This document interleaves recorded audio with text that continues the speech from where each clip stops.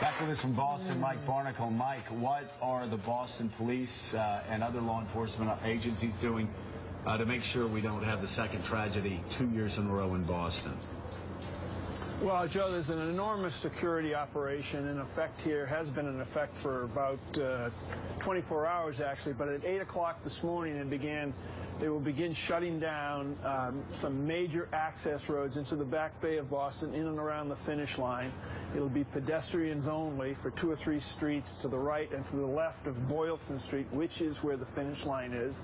There's an extraordinary number of Boston police officers, other security officers, so it's going to be completely safe. I don't think anybody has to worry about their security or their safety in the Back Bay in Boston today, as well as along the route. There's going to be visible security measures taken nearly all along the route, nearly for all 26 miles.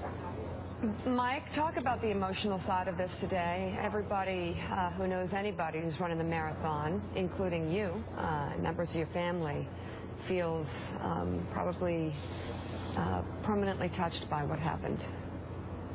Well, there's no doubt about that, Mika. And as you know, I mean, running the marathon is really a community effort here. Everybody knows someone who runs in the marathon. That's one of the reasons that it was such a violation, what happened a year ago. Everyone knows someone who's running for a cause, someone's relative running, ordinary people running. That's the bulk of the 36,000. The elite runners, you know, they'll be across the finish line in 2 hours and 25 minutes and on down to 2 hours and 3 minutes. Things like that. Ordinary people make up the bulk of the marathon. A year ago, my son Colin was at the ball game with me in Back Bay, Fenway Park, left the ballpark a little early to go to the finish line to meet a friend of his who was at the finish line. Colin Barnicle, being Colin Barnicle, stopped for a drink and got to the finish line not when he was supposed to get there, but about 5 minutes before he was supposed to get there. The first explosion occurred, then the second explosion occurred. His friend, thankfully, was just up from where the explosions occurred. He was fine.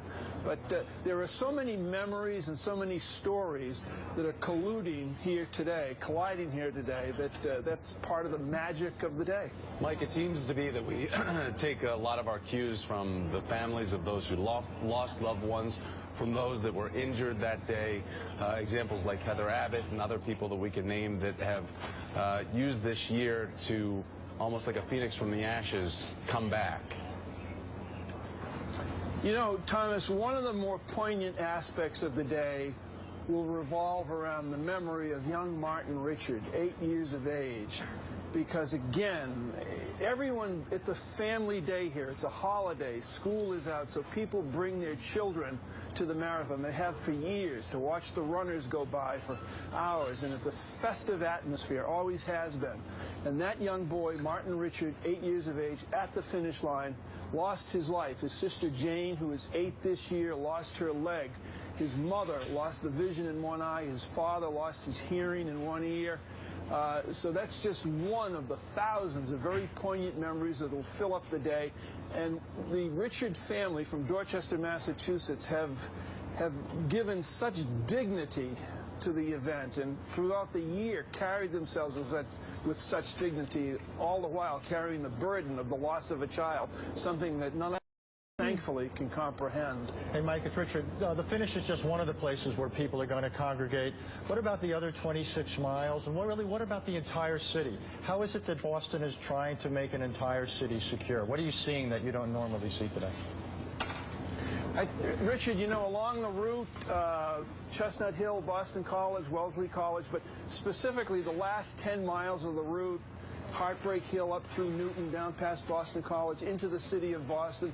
At one point, prior to the runners coming through, you're not going to be able to cross the street, something that you've been able to do for years. You'd walk across the street in the middle of, you know, someone from Finland running.